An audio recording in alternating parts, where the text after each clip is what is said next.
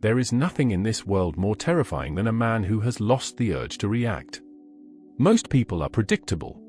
You poke them, and they jump. You insult them, and they defend. You threaten them, and they tremble. Their emotions are on a hair trigger, easily pulled by anyone with a loud voice or a manipulative tongue. But every once in a while, the world encounters a man who has killed that reflex. A man who sits in the center of the chaos and feels absolutely nothing. This is the terrifying power of the non-reactive man. This is the ghost that haunts the mind of anyone trying to control him. In this exploration, we are going to dive into why your lack of reaction is the ultimate display of lethal authority. We will look at the biology of fear, the legend of the Spartan wall, and why your stillness is the only thing that can truly break a person who is trying to break you. If you have spent your life being a slave to your own temper or her drama, pay attention. Today, we bury the boy who reacts and we birth the man who simply observes. This is the end of your pulse being controlled by others. This is the beginning of your absolute calm. Nature teaches us that the most dangerous things on this planet are not the ones making the most noise. The barking dog is trying to scare you because it is afraid itself. The rattling snake is giving away its position because it wants you to stay away. But the great white shark, the apex predator of the deep, moves in total, crushing silence. It does not growl. It does not threaten.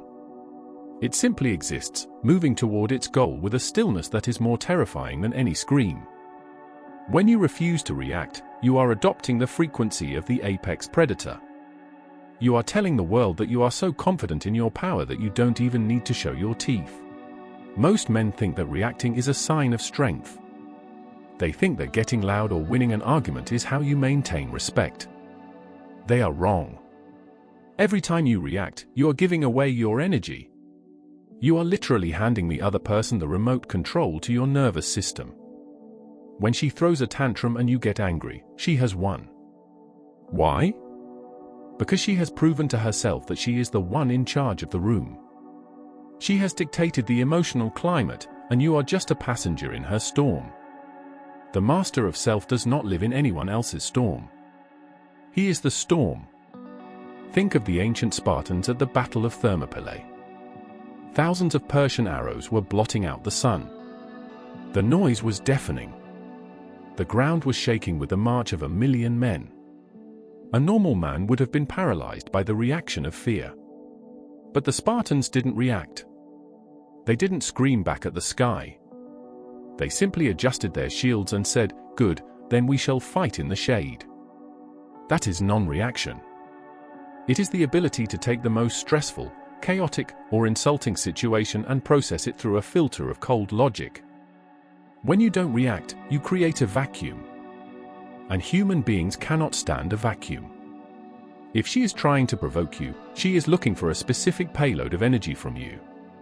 When you give her a blank stare and a calm breath, that energy has nowhere to go. It collapses back onto her. She becomes the one who looks unstable. She becomes the one who feels small. Your silence isn't just an absence of noise, it is a heavy, crushing weight that forces her to confront her own lack of self-control. To understand why your stillness is so unsettling, you have to understand the human brain. We are wired with what scientists call mirror neurons. These are the brain cells responsible for empathy and social synchronization. When one person gets angry, the other person's mirror neurons usually fire in response, creating a shared state of high tension. This is how most people bond through drama. They are literally syncing their nervous systems. When she screams and you remain a statue, her brain undergoes a catastrophic malfunction. Her mirror neurons are searching for a signal to lock onto, but they find nothing.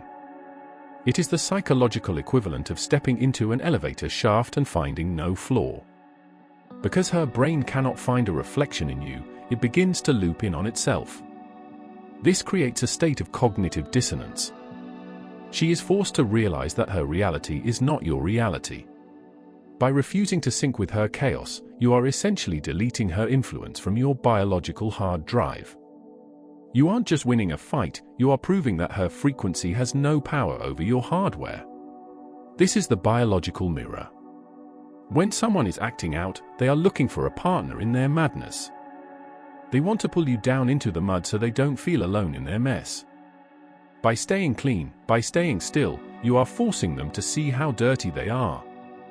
It is a terrifying experience to be in a room with a man who is completely unbothered by your attempts to hurt him. It makes the other person feel like they are fighting a ghost. You can't punch a ghost. You can't manipulate a man who doesn't want anything from you. History is littered with the bodies of men who reacted too soon. Consider the legend of the samurai, Miyamoto Musashi. He won 61 duels to the death, many of them against opponents who were faster or stronger. His secret was not his sword, it was his emptiness. In the heat of battle, while his opponent was shouting and showing off their technique, Musashi was often described as being like a mountain, heavy, unmoving, and indifferent.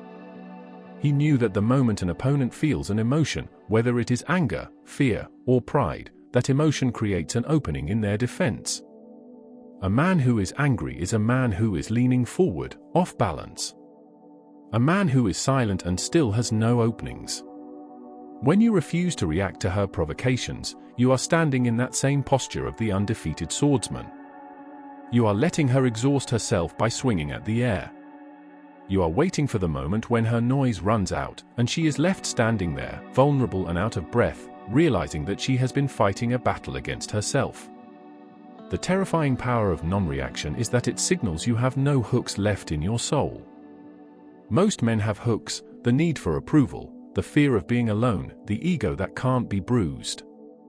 Manipulation is just the act of pulling on those hooks. But the man of stone has removed the hooks through a process of internal fire. When he sits in silence while she tries to bait him into an argument, he is showing her that there is nothing for her to grab onto.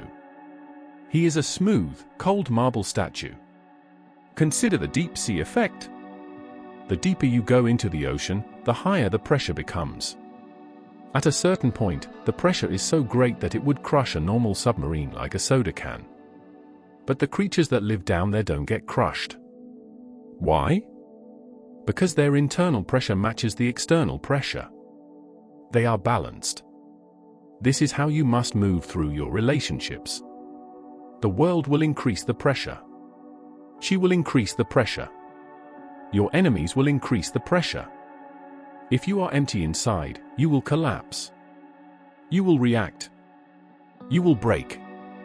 But if you have built an internal world of purpose and virtue, your internal pressure is so high that the external world cannot touch you.